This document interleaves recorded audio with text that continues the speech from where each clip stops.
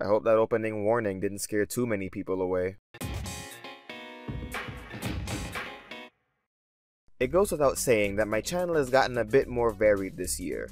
I brought back sketchy impressions, I've been doing more purely comedic videos, I did a whole month dedicated to Yu-Gi-Oh!, and most recently, I did a breakdown of one of the most fundamentally flawed theories in the MLP fandom. Based on the analytics, you guys seem to like this increase in variety, so allow me to push the envelope a bit more by discussing not one particular show, comic, or video game, but an entire genre. Hood films.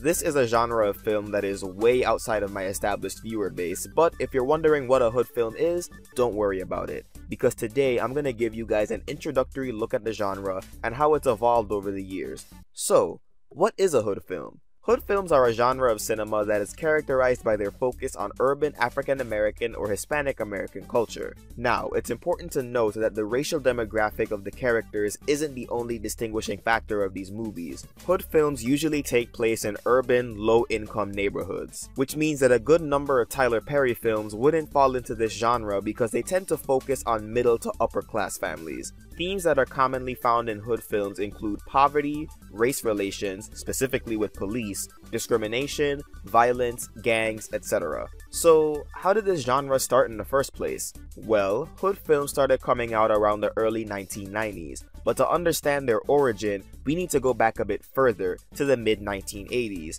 At this time, gangsta rap was becoming a big presence in American music, with artists like Tupac Shakur, NWA, and Ice-T giving a voice to a community that was largely ignored by contemporary audiences.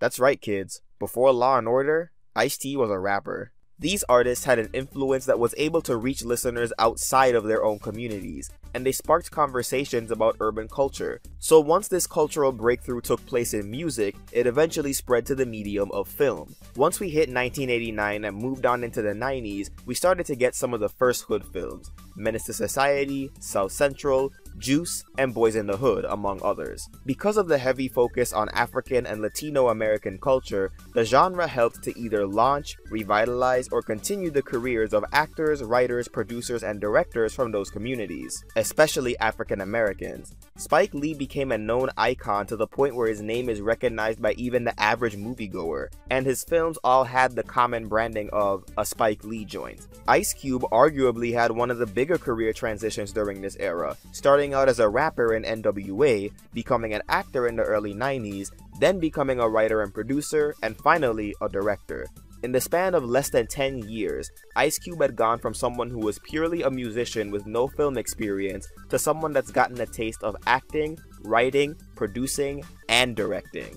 We were witnessing a genre that had the power to completely transform someone's career for the better. Usually when musicians try their hand at acting, it doesn't go all that well. Looking at you, Beyonce. But for Cube, it worked out a lot differently, and that can be attributed to how closely related his musical and film genres were to each other. Hood films and gangsta rap were both created to give a platform and a voice to disenfranchised groups, and once we hit the mid-90s, the hood film genre began to explode in terms of sheer volume. Hollywood saw the popularity of these films and decided to cash in on it, leading to a period where there was a plethora of hood films with varying degrees of success. And it got to the point where the genre made fun of itself with "Don't be a menace to South Central while drinking your juice in the hood," a parody film meant to mock the common hood film tropes.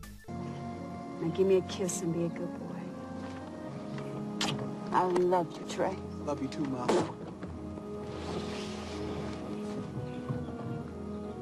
So will I see you again? Sorry, baby. You know there ain't no positive black females in these movies.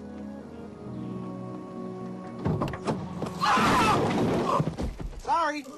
But that's not to say that there wasn't room for variety. F. Gary Gray directed 2 films during this period that broke some of the boundaries of the genre. Friday was able to show how the usually morbid themes surrounding hood films could be used comedically while still commenting on the culture, and Set It Off was known for showing the female perspective of urban life, making the gutsy move of having a cast led by 4 women in a genre that was almost universally dominated by male protagonists. Once we got to the early 2000s, the amount of hood films began to decrease, but as a trade-off, they became a little more varied. varied. Training Day took the unique approach of telling a story about police corruption from the perspective of another police officer rather than the civilians. Freedom Riders was a more emotional film that focused on characters younger than the usual age range, putting more emphasis on how they channel and vent their frustrations through their writing. And Barbershop went in the direction of a more subdued slice of life comedy, as opposed to Friday, whose humor was more outrageous and in your face. However, when the late 2000s rolled around, hood films began to have much less of a presence, with the only major release coming to mind being Precious. But in spite of that, it was yet another film that dared to show the female perspective, and it was nominated for 135 awards and won 75 of them. It had so many accolades that it needed its own Wikipedia page, whereas most films only have a small section dedicated to it. By and large though, the genre suffered a dead period by this point. Which brings us to today. In the mid-2010s, we're beginning to see somewhat of a revival of hood films. Barbershop 3 ended up being way better than it had any right to be, and turned out to have a powerful message about the importance of one's community and its effect on the youth. And the film became the most well-received of the series. How often does that happen with the third installment?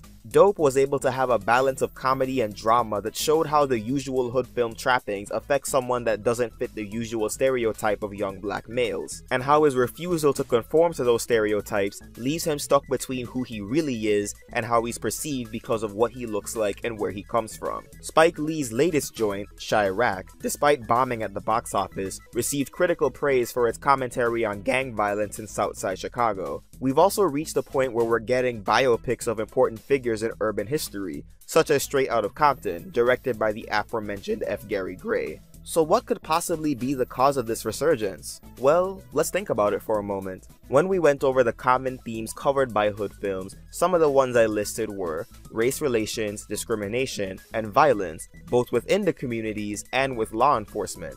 And if you even take a glance at current events in the US, those are all really hot button topics right now. The whole point of hood films in the first place was to provide a lens into the lives of the people within these communities and commentate on the problems they face. And this was brought about by the need to make a statement through a creative medium.